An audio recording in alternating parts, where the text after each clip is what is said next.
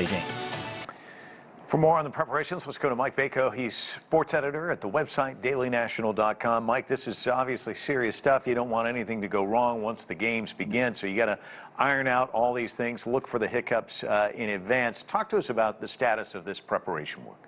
Well, it's been going on now for a few days. It's going to be a 10-day period. They're going to do a couple of these leading up to the games, obviously. So right now what they're doing is having only Chinese athletes doing these test events. So everything from a curling event over what was formerly the Olympic swimming pool, some ice hockey events, long distance ski jumping. So all of these things are being done, tested not only for the actual facilities where they're going to be participating in those sports, but also from a facilities standpoint. The people that are going to be working at the facility, making sure that the ice is perfectly smooth, making sure that some of the ski slopes have the proper amount of snow on them. Obviously, right now, being in the springtime, that there is not as much snow on the ground or won't be as cold as a few months into the new year when the games are going to be taking place. So these are all things now that they're testing to the best of their ability. But again, not having done this, trying to test this out during the tail end, hopefully, of a pandemic. These are all of the things that no other Olympic city has really ever had to do before. We saw Zhang Yibing's story there. Zhang Yibing can get along pretty easily, get around town. But talk to us about foreign media. How do they go about staffing and covering the 10-day event, given the fact that we're still in this pandemic?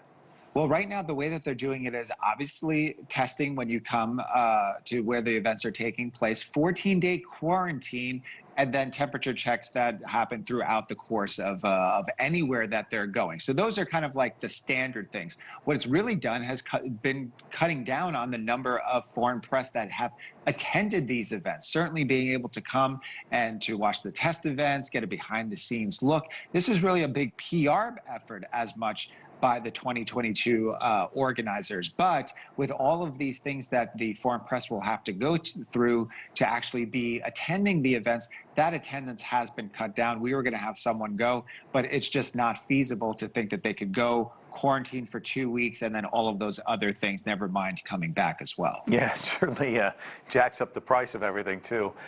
February is a ways off, but if we've learned anything about this pandemic, it's just when you think you've turned the corner on things, there's another cluster popping up. We had a story earlier, China now dealing with one near the border with Myanmar. Of course, here in Washington, D.C., everybody excited about fans getting back in the stands, and then the Nationals players actually getting the coronavirus.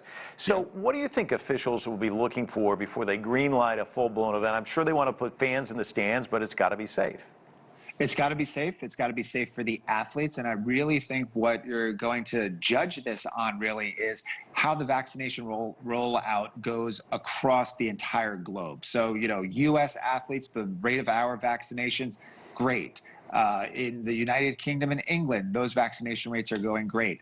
In Europe, not so great, just in terms of the number of vaccines that are being given. So as you look to the end of the year and the beginning of the next, how many athletes will be vaccinated? Will those Olympic athletes get preferential treatment? Possibly, but when you're looking at a global scale, how many athletes are going to be vaccinated, and then just scaling down how many potential foreign visitors would be vaccinated? It's, in a way, we're somewhat skewed here in the States with over 100 million vaccinations that have been done, 30% with the double vaccinations, but in large parts of the world, that's just not the case. And if you're looking at having large groups of people, certainly with the 2021 Tokyo Games, they are not allowing any spectators to come in and really clamping down on the athletes that are going to be there. So I would think that even though we're looking at 2022 and there should be some normalcy on a global scale, I don't think it's going to be doors wide open for foreign visitors to come in.